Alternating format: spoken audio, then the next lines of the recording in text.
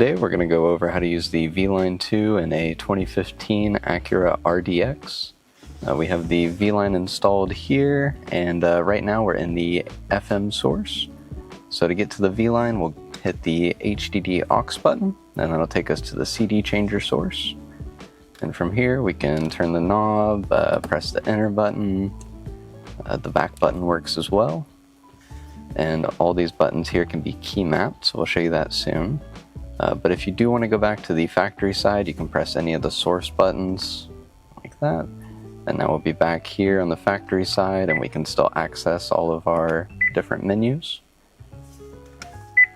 And now that we're in the VLine here, we'll show you how to work with it in this vehicle specifically.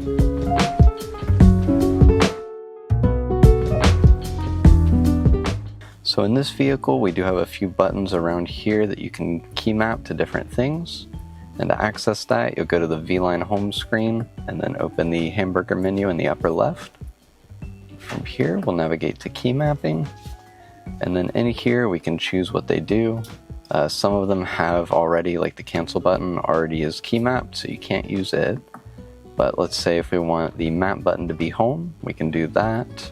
And we just click on whatever we want to assign, and then it'll say to press the desired button. So we can do info as well. And then you can also do the destination route button. And that'll work here if you want that to be the home button, if you want it to be voice style, maps, media, or back.